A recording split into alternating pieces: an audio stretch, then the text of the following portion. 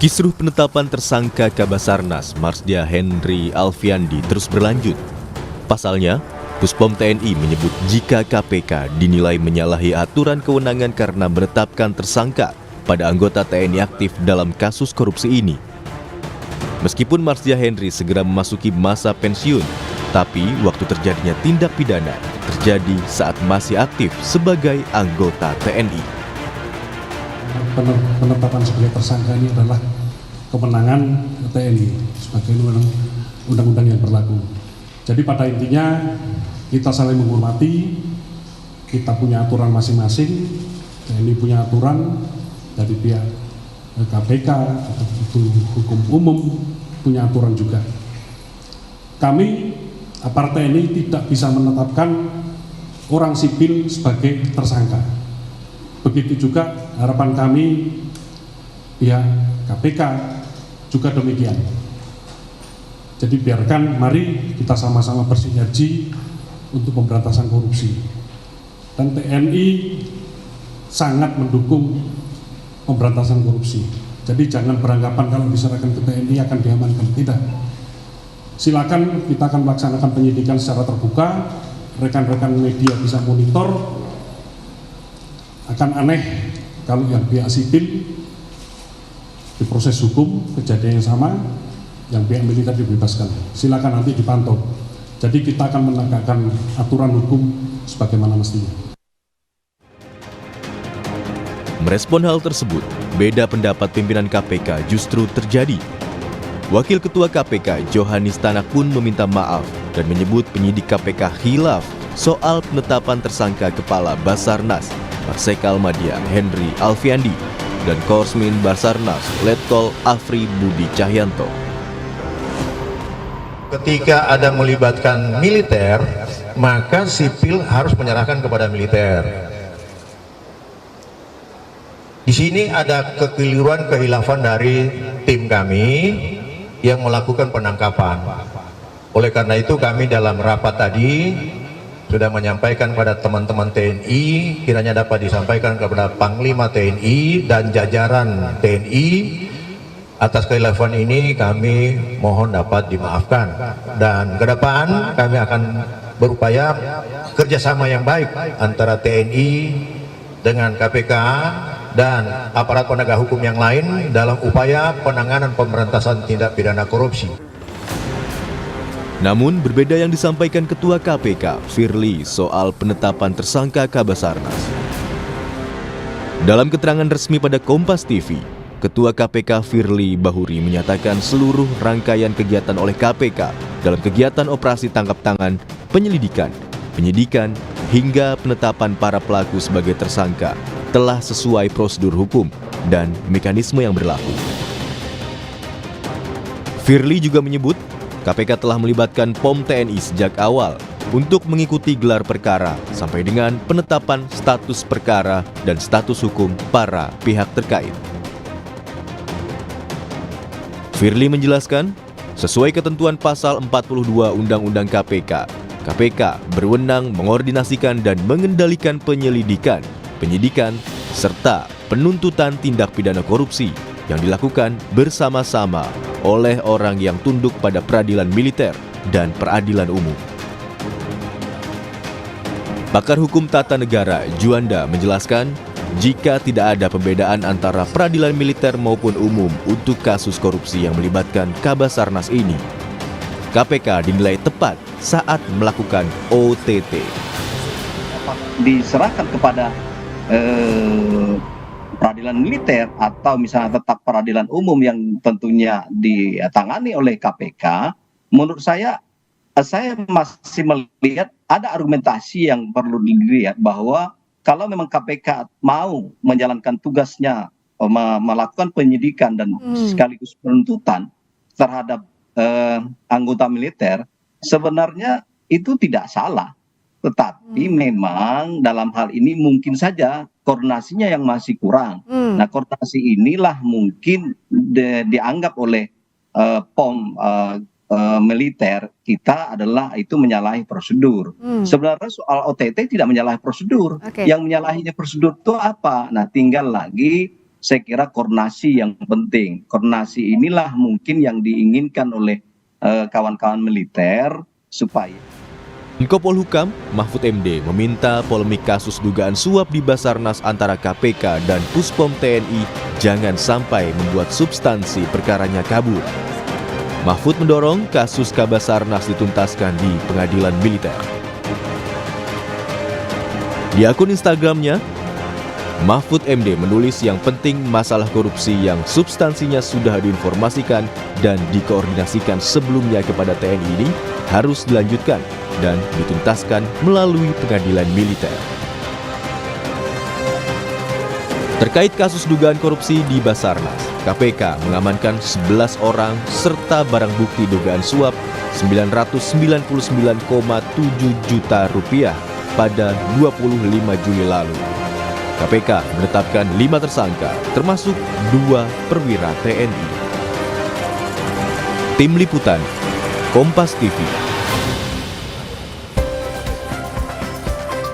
Penetapan tersangka pada Kabasarnas Marsdia Henry Alfiandi menjadi sorotan usai Wakil Ketua KPK meminta maaf dan mengaku stafnya hilaf. Namun sejumlah pihak membenarkan tindakan OTT KPK kepada Kabasarnas yang diduga terlibat korupsi. Dan hal ini pun menjadi menarik, benarkah kasus ini harusnya diadili di pengadilan militer dan bukan di pengadilan umum? Dan sudah benarkah langkah KPK? Kita akan membahasnya dalam perbincangan pagi hari ini bersama sejumlah narasumber yang sudah tersambung melalui daring. Ada pimpinan KPK periode 2015-2019, Bang Saud Situmorang, ada anggota Komisi 3 DPR RI, fraksi dari P3, ada Pak Arsul Sani, dan juga ada pakar hukum pidana Universitas Jenderal Sudirman, Prof. Hipnu Nugroho. Selamat pagi, Prof. Hipnu, Pak Arsul, Bang Saud. Selamat pagi. Assalamualaikum, Mas Ingati. Waalaikumsalam. Terima kasih sudah bergabung bersama kami. Saya ingin tahu masing-masing dulu pendapatnya mengenai keberlanjutan atau buntut dari kasus inilah begitu. Pada saat kita mendengarkan adanya kasus yang melibatkan Kabasarnas, tentu ini mengagetkan kita semua. Tapi mungkin kita tidak menyangka bahwa ternyata kita harus membahas mengenai sudah benar belum prosesnya, bahkan buntutnya lagi ada Direktur Penyidikan yang akhirnya mengundurkan diri, KPK harus sampai meminta maaf, dan belum tahu lagi nih bagaimana kelanjutan dari kasus ini maupun terkait dengan para tersangkanya. Anda sendiri melihat proses yang berjalan saat ini bagaimana, Pak Arsul? Saya ke Anda dulu, Pak Arsul, karena mungkin mewakili masyarakat. Masyarakat taunya kalau ada kasus korupsi, tolong aparat tuntaskan. Temukan siapa yang bersalah, lalu bawa ke dalam pengadilan, begitu. Itu yang masyarakat mau tahu. Nggak mau tahu pengadilan yang mana, siapa yang mengumumkan, dan lain-lain, begitu, Pak Arsul. Anda sendiri melihat proses ini bagaimana? Mas, yang kita lihat ini, yang ada di depan kita yang sedang kita bahas ini kasus hukum. Ya. Kalau kita membahas kasus hukum, maka perspektif ya pandangan-pandangan yang kita kedepankan harus berbasis aturan hukum yang ada. Ya. Nah, dalam konteks ini saya pertama melihat, saya tentu sepakat bahwa kalau soal kewenangan KPK ya di dalam melakukan penindakan kasus korupsi ya, termasuk yang di dalamnya ya ada militer aktif, TNI aktif, selain tentu orang sipil, itu nggak usah kita perdebatkan, itu udah jelas ada di pasal 42 ya. Nah, kemudian yang berikutnya, proses hukumnya itu mestinya seperti apa, itu juga sudah jelas ya di dalam aturan hukum acara pidana kita ya. Ini kan bukan kasus pertama ya, meskipun juga tidak korupsi, ada kasus-kasus lain di mana itu melibatkan sipil dan militer. Dan hukum acara kita, KUHAP kita, Undang-Undang Nomor 8 tahun 1981 itu di pasal 89 sampai 94 di bab 11 itu sudah mengatur bagaimana kalau ada kasus semacam itu. Itulah yang disebut babnya itu berjudul tentang koneksitas. Itu sudah sampai diatur, mestinya di pengadilan mana itu selanjutnya setelah disidik ya, proses hukum, proses peradilannya itu dilakukan. Itu sudah semua ada diatur. Misalnya pasal 90, kalau kita bicara tentang pengadilannya ya, kalau Pak Mahfud kan tadi menyampaikan di pengadilan militer, itu tidak demikian hemat saya. Itu harus ada penelitian lebih dulu oleh jaksa tinggi, dalam hal ini ya tentu Direktur Penuntutan KPK barangkali ya, dengan auditor militer itu nanti di mana ya? Itu semua ada di pasal 90 KUHP. Jadi kita itu rujukannya ya ke sana saja, jangan kemudian kita mengembangkan perspektif yang keluar dari apa yang sudah diatur di KUHP. Nah, kemudian dari cita hukum kita ya, memang yang disampaikan oleh katakanlah dan Puspom TNI kalau tidak salah atau Kababinkum itu rujukannya pada Undang-Undang nomor Undang-Undang Peradilan Militer ya, 37 tahun 1997 itu ya. Tetapi undang-undang itu tidak bisa dibaca seolah-olah sebagai undang-undang yang berdiri sendiri. Karena apa? Karena di tahun 2004 ketika DPR dan pemerintah itu mengesahkan Undang-Undang TNI ya, maka pasal 65-nya itu tegas mengatakan bahwa dalam hal prajurit aktif itu melakukan tindak pidana yang bukan tindak pidana militer, maka itu dibawa ke peradilan umum. Ya, jadi sebenarnya Pak Arsul mungkin tipikor, tetapi memang ini beroperasional karena belum ada undang-undang peradilan militer baru sebagaimana dimaksud pasal 67 Undang-Undang TNI. Tetapi dari aturan hukum dan cita hukum kita itu sudah jelas sebetulnya. Ya, sederhananya Pak Arsul, mungkin kalau saya menangkap summary ya, dari pernyataan Anda, sebenarnya apa yang dilakukan oleh KPK sampai ke OTT tersebut ini juga dikatakan berkoordinasi dan POM TNI mengatakan juga memang benar ada koordinasi sampai ke gelar perkara. Ini sebenarnya tidak ada yang salah di situ? Saya melihat tidak ada yang salah, bahkan pasal 42 itu selain koordinasi itu juga menegaskan bahwa pengendalian atas perkara tipikor itu ada pada KPK ya. Jadi sekali lagi ini harus dilihat dari Undang-Undang KPK, dari KUHP, tidak bisa hanya dari Undang-Undang Peradilan Militer saja. Nah, bahwa sampai jadi seperti saat ini, Direktur Penyidikan sampai mengundurkan diri, ini KPK sampai meminta maaf, apa yang salah kalau begitu? Kalau sampai kita kok sampai ujungnya di sini nih, bahkan kasusnya belum berlanjut lagi, kita sudah meributkan mengenai proses yang terjadi. Ya, kalau buat saya itu lebih merupakan bunga-bunga saja ya. Menurut saya itu ada slip of tongue dari Pak Johanis Tanak gitu ya. Dan kemudian kan juga sudah dikoreksi oleh Pak Alexander Marwata. Nah, kalau saya terus terang saya sampaikan ya, kalau Pak Tanak itu minta maaf kepada TNI, nggak ada salahnya juga slip of tongue-nya itu kemudian minta maaf ke jajaran yang ada di dalam. Minta maaf itu kan bukan perbuatan hina gitu ya, bahwa itu sekaligus sebagai sebuah koreksi juga. Nah, di sisi lain saya juga melihat ya Pak Dirdik kita dan jajaran nggak usah juga kemudian mengundurkan diri atau memperpanjang soal ini. Ini memang butuh kebesaran jiwa, keterbukaan untuk membangun dialog yang lebih baik. Sehingga dari sisi KPK kemudian tidak ini menjadi katakanlah ya ruang tembak baru yang terus-menerus terhadap pimpinan KPK. Baik. Saya seperti itu. Baik, terima kasih Pak Arsul. Saya ke Bang Saud. Bang Saud, khilaf, ini kata yang menarik. Kalau perbuatan yang tiba-tiba emosi mendadak gitu, khilaf itu mungkin kita masih memahami.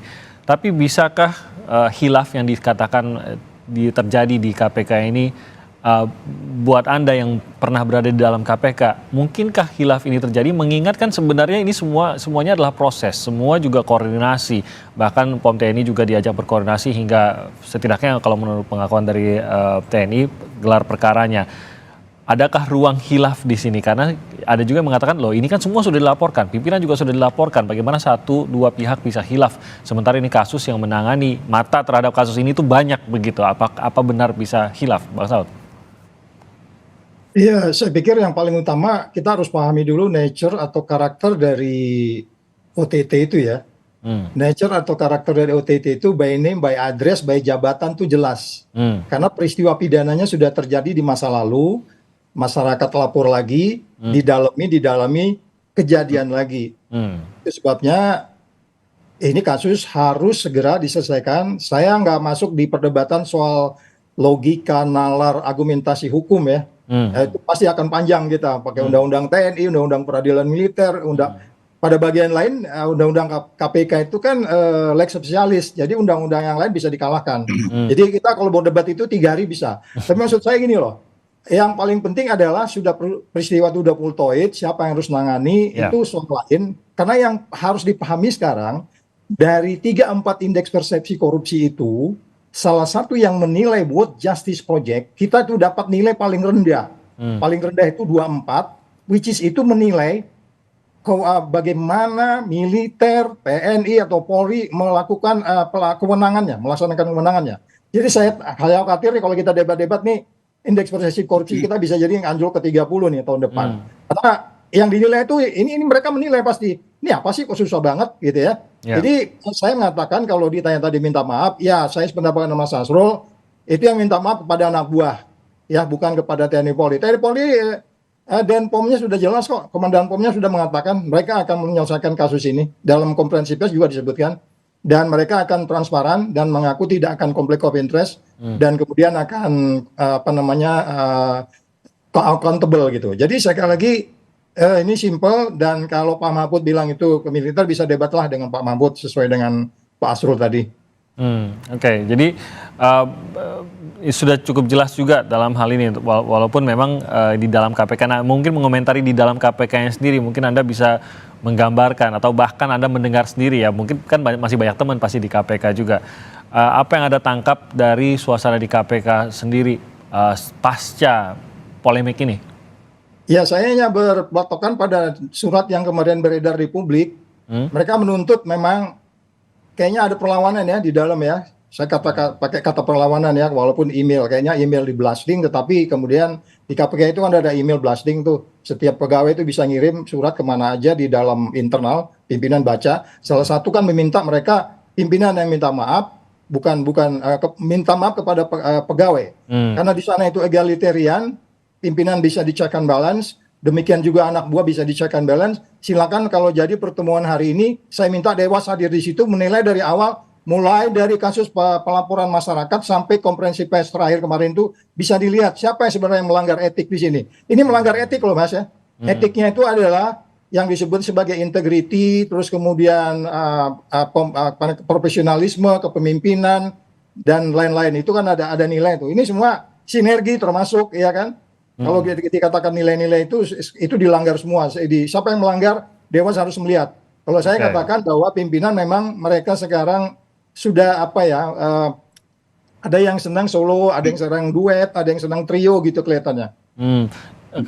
Apakah bisa dibilang gini, Bang Saud, sepertinya permasalahan ini lebih mengguncang di dalam ketimbang dalam, ya kalau kita lihat di luar kan sudah cukup jelas bahwa akhirnya ya udah 2 tersangka ini yang memang militer aktif diserahkan ke TNI, proses berjalan. Tadi juga Bang Saud mengatakan TNI sudah berjanji, dari Puspom mengatakan akan aneh juga kalau tiba-tiba sipilnya bersalah, TNI-nya enggak, jadi silakan kawal, akan transparan. Apakah justru gejolaknya lebih di dalam kalau Anda lihat? Ya, mohon maaf Mas Asrul, ini kan awalnya dari Undang-Undang KPK yang nomor 19 2019 yang disetujui oleh Mas Asrul itu. Tapi nggak tahu, kayaknya Mas Asrul nggak setuju juga kayaknya waktu itu ya.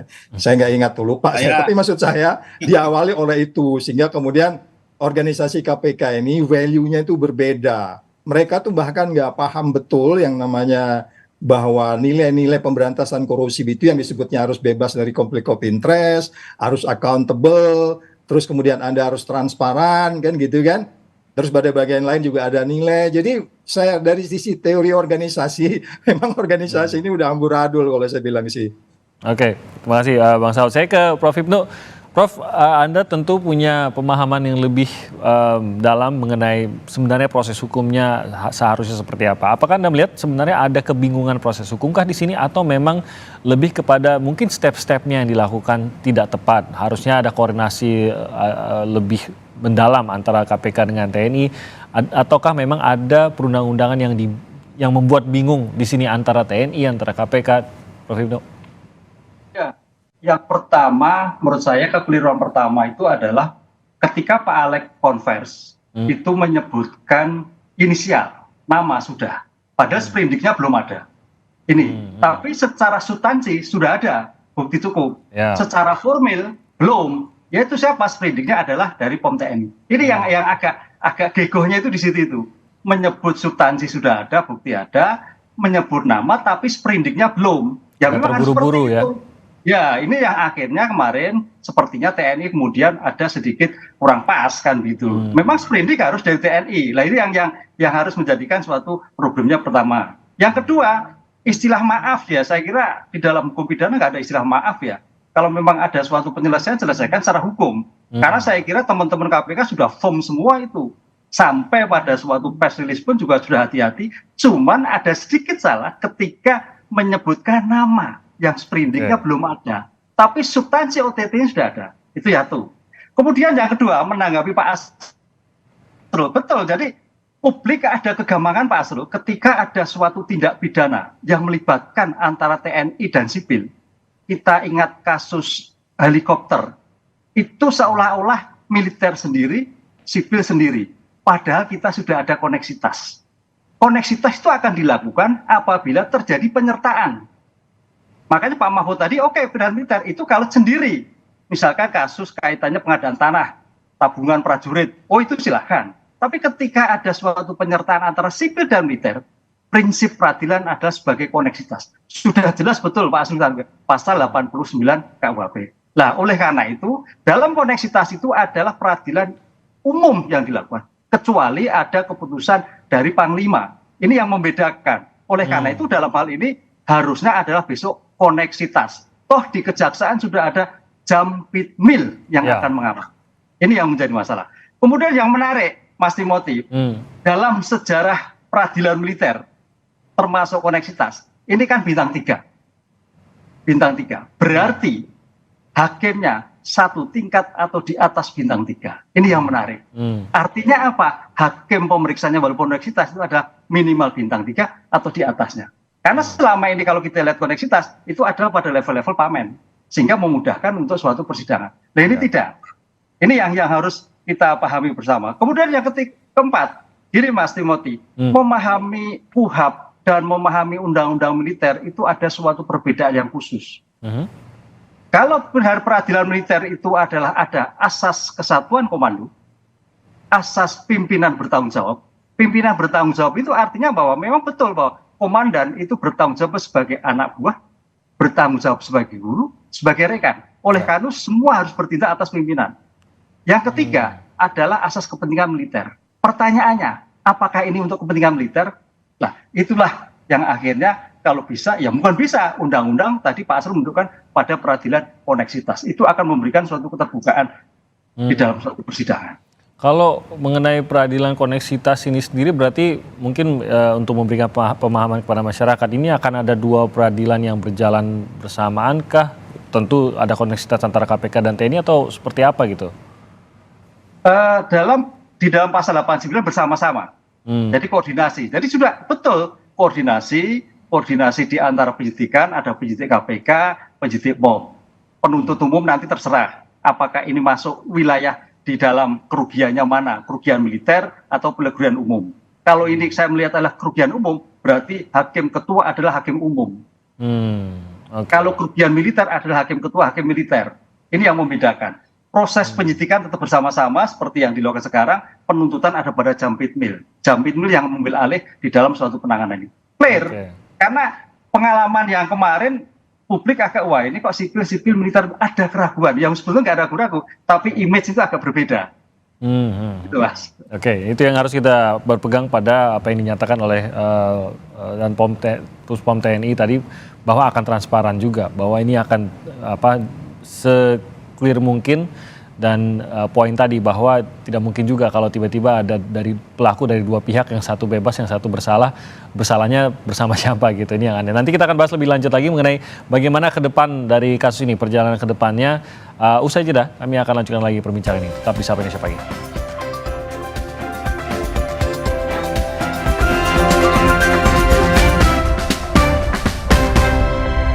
Saudara, massa buruh demo di depan gedung DPR RI Jakarta Pusat. Dan kebakaran depo Pertamina Pelumpang Koja Jakarta Utara. Informasinya api. Ketahui peristiwa teraktual yang terjadi di seluruh penjuru tanah air.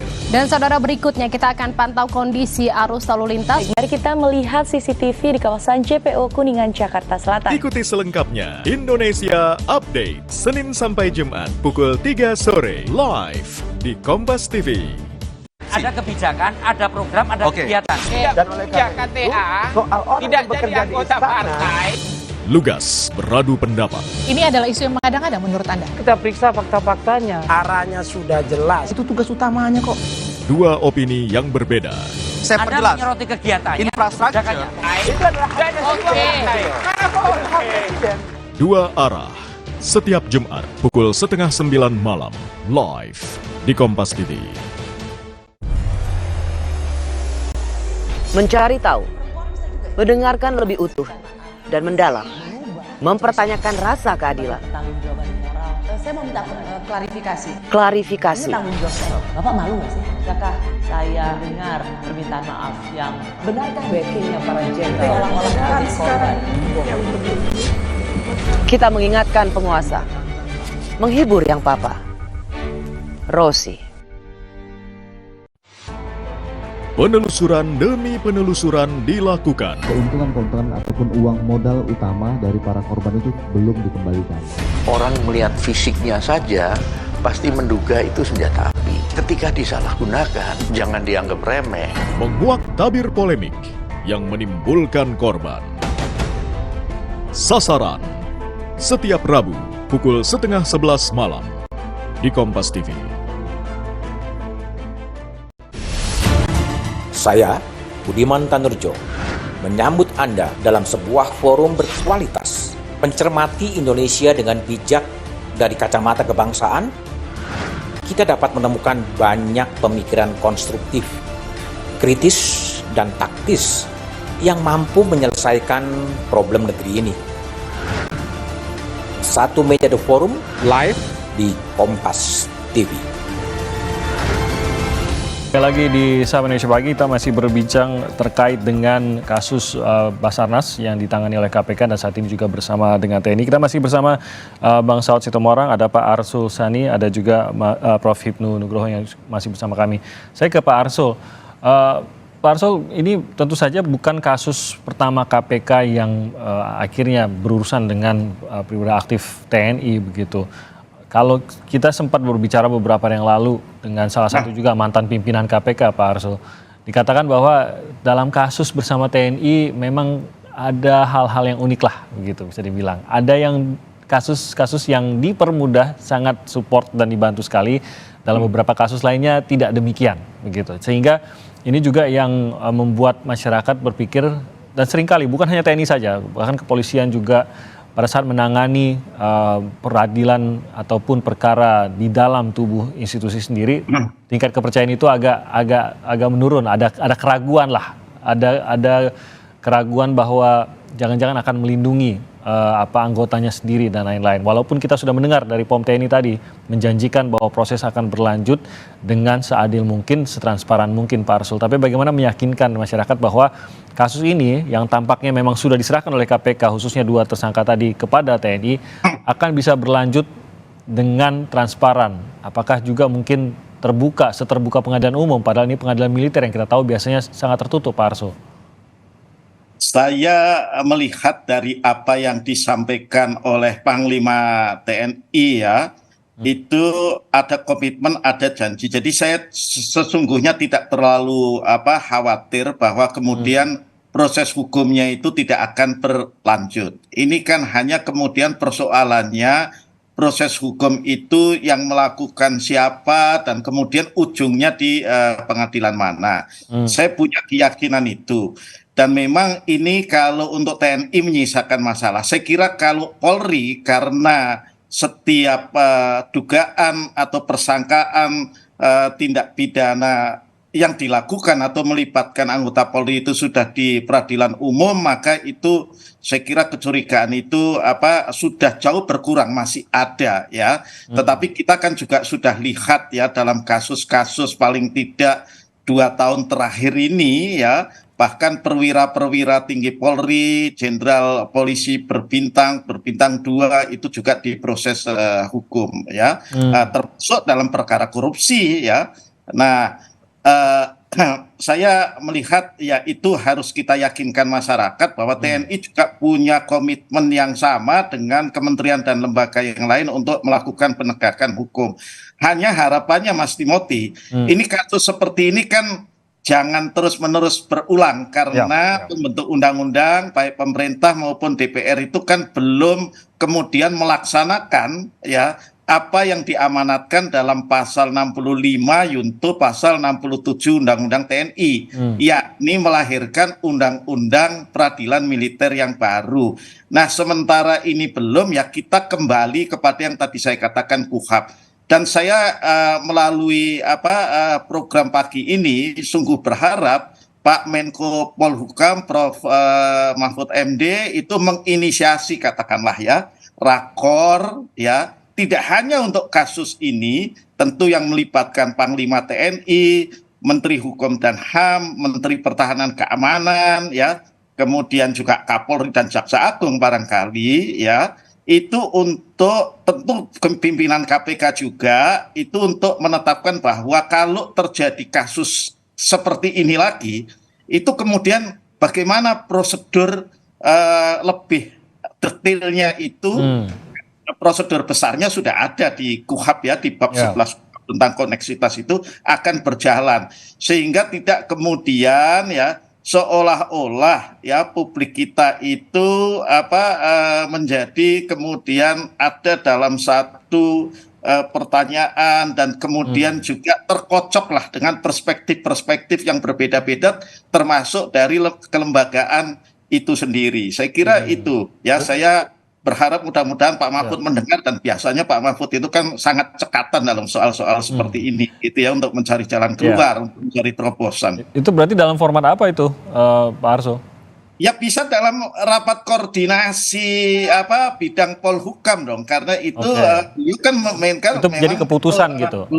Iya, jadi ya nanti ya kesepakatan lah kalau ya keputusan rapat, dan itu kemudian ditindaklanjuti sambil kita ini menunggu entah kapan ya Undang-Undang Peradilan Militer yang baru itu bisa kita bahas. Ini kan sebetulnya mestinya lebih pas menjadi inisiatif pemerintah, bukan DPR, karena ini menyangkut satu kelembagaan yang ada di dalam rumpun kekuasaan eksekutif. Oke, seperti petunjuk teknis lah begitu ya? Iya. Oke, baik Pak Arsul. Saya ke Prof. Hipnu, ini kalau kita lihat kasus sendiri berarti nasibnya bagaimana nih Prof. Hipnu? Kita tahu bahwa KPK sudah menetapkan tersangka sipil dan ini yang akan diteruskan oleh KPK. Sementara 2 tersangka militer aktif sekarang diserahkan kepada TNI. Nah, kelanjutan kasusnya ini akan seperti apa, dan kalau kita kan melihatnya nanti akan ada 2 pengadilan umum, maksud saya ada 2 pengadilan, 1 pengadilan umum terhadap tersangka sipilnya dan lainnya adalah terhadap tersangka dari militer. Tadi Puspom sudah mengatakan bahwa akan aneh kalau sampai ada hasil berbeda, tapi kedepannya ini apa yang akan kita lihat? Kalau begitu, Prof. Hipnu, proses apa selanjutnya yang bisa dijalankan, terutama di tengah kisruh KPK di dalam sendiri? Ya, kita kembali pada aturan hukum yang sudah dibuat. Di sana disebutkan pasal 89 itu adalah koneksitas. Koneksitas itu apabila terjadi seseorang yang ada 2 wilayah hukum dan wilayah hukum militer. Itu sudah jelas. Karena apa? Kita harus berpikir ke depan, Mas. Kalau itu nanti di sipil, disidangkan sipil, militer dan sipil, ada terjadi 2 disparitas. Saya pasti itu. Padahal ini kan penyertaan. Penyertaan itu sama-sama, mana pelakunya, mana yang membantu, mana sebagai aktor, kan jelas. Oleh karena itu kalau suatu koneksitas itu akan terlihat. Dan apalagi ini adalah kerugian pada kepentingan umum. Yang itu loh. Ini yang menjadi objektivitas, karena makanya tadi saya sepakat Pak Asrul, ini suatu momentum yang saya kira dalam keadaan sekarang ini jarang sekali Pak Asrul terhadap koneksitas yang terkorupsi. Kalau di luar korupsi sering kaitannya pembunuhan, perampokan, ini korupsi. Nah ini saya kira suatu titik ke depan bagaimana mengoptimalisasi sebagai keterbukaan baik pada TNI maupun sipil di dalam pengungkapan bersama. Ini yang menarik. Oleh karena itu rumusan yang sudah kita buat itu jangan dipilah-pilah hanya di kejahatan-kejahatan di luar keuangan negara aja yang koneksitas, tapi keuangan negara enggak. Ini karena kita sudah melihat kemarin ada beberapa yang akhirnya dipisahkan. Ini akan terjadi suatu disparitas yang luar biasa. Baik kepentingan umum maupun kepentingan militer. Karena prinsipnya gini Mas, di dalam undang-undang militer itu prinsipnya adalah memang untuk kepentingan militer. Spirit, kita harus membaca undang-undang. Undang-undang anak untuk melindungi anak. Undang-undang korupsi untuk melindungi untuk tidak terjadi korupsi. Itu spirit. Nah, oleh karena itu kalau ini terjadi, ini kan bukan kepentingan militer yang terjadi. Kalau kepentingan militer, oke, pada militer. Ini kepentingan umum. Sehingga harus dilakukan adalah koneksitas. Begitu Mas. Oke, nah terkait dengan bukti-bukti yang sudah dikumpulkan ini akan berpengaruhkah dalam arti apakah karena ada proses yang kurang tepat yang berjalan begitu di sini dan disepakati tampaknya oleh KPK dan TNI, maka katakanlah dalam pra-peradilan begitu ini bisa menjadi masalah gitu sehingga bukti yang sudah dikumpulkan pun bisa menjadi tidak sah atau jadi gugur buktinya. Apakah begitu Prof. Ibnu? Oh enggak, ini tinggal joint investigasi aja. Penyidiknya ada tinggal penyidik POM dan penyidik militer. Kan koordinasi, apalagi OTT sudah jelas sekali. Ingat loh, ini perkara OTT loh, bukan case building loh. Kalau case building dimungkinkan bisa terjadi. Kalau OTT sudah akurat. Tadi Pak Saud sudah mengatakan identifikasi sudah jelas. Nama, tempat, orang sudah jelas. Jadi tidak terbantahkan. Begitu Mas. Ini yang menjadikan perhatian. Oleh karena itu dalam hal seperti ini, ya marilah kita sama-sama untuk ke depan dalam suatu penyelesaian kebersamaan terhadap bangsa kita. Sehingga ke depan menjadi lebih baik terhadap penyelesaian saling koordinasi. Walaupun memang kepentingan berbeda. Memang kalau kita lihat dalam undang-undang militer itu kan, tadi asasnya, kalau dalam militer itu adalah pertanggungjawaban pada pertanggungjawaban komando. Tapi kalau sipil, pertanggungjawaban pribadi. Nah ini yang kadang-kadang ada suatu tanda petik ketakutan tadi. Wah ini kan anak buah sendiri, pimpinan bertanggung jawab dan sebagainya. Itu yang terjadi. Nah ini harus kita hilangkan. Karena ini menjadikan momen ke depan apalagi terkait dengan Basarnas kan luar biasa. Ya, oke. Terima kasih Prof. Ibnu. Saya terakhir ke Bang Saud, masih tadi soal komando. Kalau di militer jelas tuh ada pertanggungjawabannya memang secara aturannya demikian gitu. KPK nih bagaimana? Karena Bang Saud kalau kita dengar sekarang banyak sekali seruan agar pimpinan KPK justru meminta maaf kepada di dalam tubuh KPK sendiri. Bahkan ada juga teman-temannya Bang Saud nih juga nih yang dari unsur pimpinan KPK sebelumnya juga yang meminta sampai mundur begitu pimpinan KPK sekarang. Bang Saud termasukkah di antara tersebut yang meminta mundurkah atau apa bentuk pertanggungjawaban yang dirasa pas Bang Saud? Ya kalau himbauan pasti nggak akan didengar lah ya. Jadi maksud saya sebaiknya dewasnya yang bekerja. Tapi dewas juga nggak bisa diharapin juga.